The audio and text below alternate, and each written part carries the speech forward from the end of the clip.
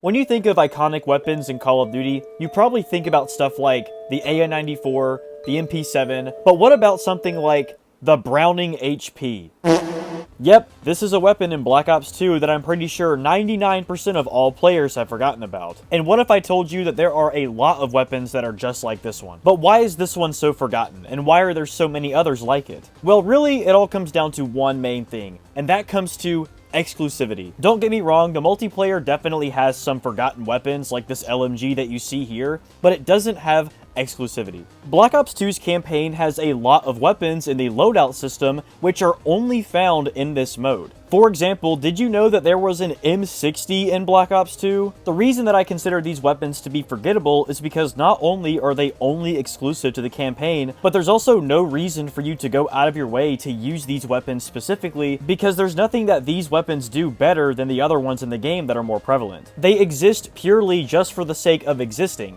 And to be honest, I actually really like this in this game. They did not have to add these weapons to only be featured in the campaign and not even be a forced weapon to use for the player. They did it purely because they could, and I just love that. It's a sign that the developers used to put a lot more effort into the campaigns back in the day versus nowadays where they feel a lot more put on the back burner. But it's not just old weapons being brought back from Black Ops 1, we also have new weapons as well, like this Titus 6 multi-launcher here, which is actually a pretty unique weapon. Not only does it have this like 3-round burst grenade launcher, but it also has a shotgun mode on the bottom as well, which is pretty cool. I mean, I'm sure this has got to be one of the most forgotten weapons in Black Ops 2, not just this game, but in COD history. Now, the Zombies mode also has some exclusive weapons that are only in this mode, but the difference is that these weapons are literally shoved in your face, and they are very encouraged to be used by the player, which is the complete opposite of the campaign weapons. Now, there are a lot of weapons in Black Ops 2 that are like this,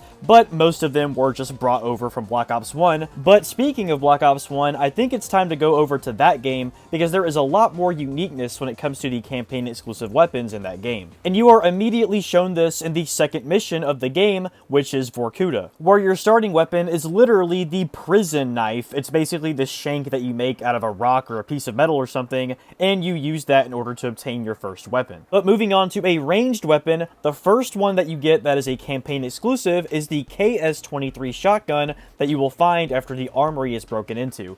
This shotgun is not in multiplayer, it is not in zombies, it is only in a few missions of this game, and purely exists to be unique. They easily could have just thrown the Spaz 12, or the Stakeout, or something else in there, but the fact that there is a campaign exclusive shotgun just shows that they actually did care to make some type of quality product, when nowadays they would just lazily throw in a shotgun that wouldn't even make sense to historically be in there. If you want to count the harpoon gun, which is basically a KS-23 with this harpoon on it, then I guess you can, and you only use it to shoot down this helicopter, but still, I thought it was pretty cool to mention. But speaking of campaign exclusive shotguns in this game, when you are riding the motorcycle and escaping the prison with Reznov, you will be given a Model 1887 shotgun that looks like it was taken straight out of Modern Warfare 2, but what's weird about it is that you can fire 2 shots before having to recharge the shotgun by pulling the lever back. So that's kind of weird, but whatever. I mean, I guess it's fine. But it is kind of cool to say that this is only on this one mission,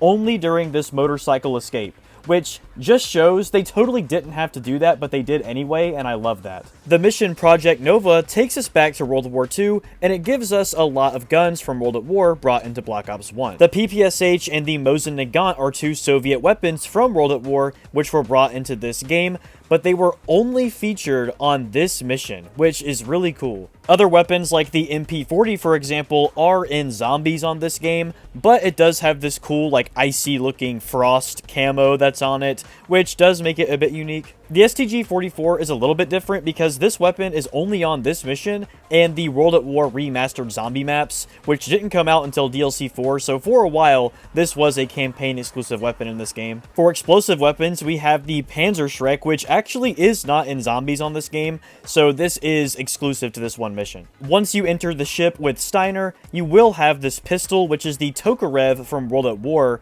but it does seem to have its own model here with this flashlight. What's interesting about this weapon specifically is that you're only going to hold it for like maybe 30 seconds while walking through the ship, and you don't even have the opportunity to kill anyone with it. So it purely exists for this one tiny little segment, proving once again that they just really did go all out for these campaigns, but the next weapon on this mission blows it all out of the water. After the segment where Dragovich throws you into the gas chamber to kill you, you actually see a very, very rare weapon. After this happens, the British commandos end up storming the ship to get Nova 6 for themselves. You will end up having the opportunity to pick up their weapon, which is the Sten SMG. Now, this weapon specifically is what made me want to make this video, because this weapon is only in this one mission, on this one single part of the mission where there is a 3-minute timer, meaning that Treyarch went out of their way to model this weapon for this one tiny little small part of the campaign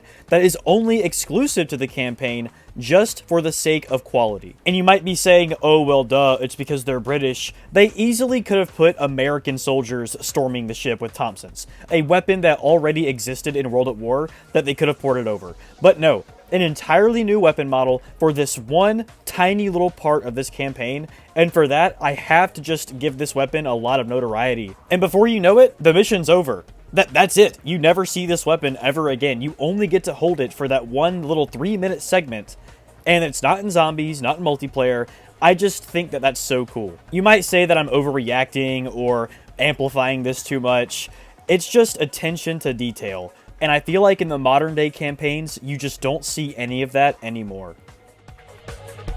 There are some other unique weapons in this game, however you could call them reskins, like the SOG knife from the mission Victor Charlie, the tomahawk melee weapon from the mission Redemption, and the karambit from the mission Executive Order. Or how about this M1911 reskin, which is an entirely new model on the mission Victor Charlie that looks nothing like the multiplayer or the zombies one. But it's not just Black Ops 1 and 2, these weapons are sort of scattered throughout the years, throughout the campaigns, like the micro missile launcher from the BO3 campaign. It's kind of weird because I would like to see what this thing would do on zombies, but it's only on a few missions in this campaign, so it is what it is. Sometimes you'll have different variations of weapons, like the XM53 Dumbfire, which is basically an XM53 without the lock-on abilities from multiplayer. The Modern Warfare games also have a few weapons like this, like the AK-74U from Modern Warfare 3. This weapon is not in the multiplayer, but it is in 2 modes, that being the campaign and Spec Ops, but I still feel like this is a really, really forgotten weapon in this game. I feel like this is sort of a Mandela effect. I feel like most people remember the AK-74U being in the multiplayer of Modern Warfare 3,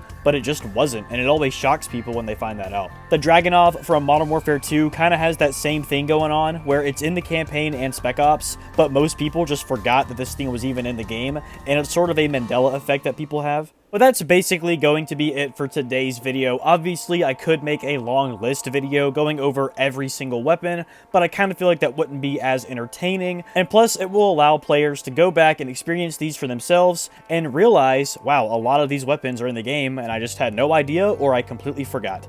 Thank you all so much for watching, everyone. This was actually a really cool video idea that I had in my head, and someone else commented and said that I should do this as well while I was working on this video. So that's actually really cool, so I decided to go ahead and push this thing out. It is currently November 1st, and I'm going to make this month the month of YouTube, okay? So I'm going to be grinding, I'm going to be pushing out videos, trying to get higher quality content as well on this channel. But anyway, I'll see y'all in the next one.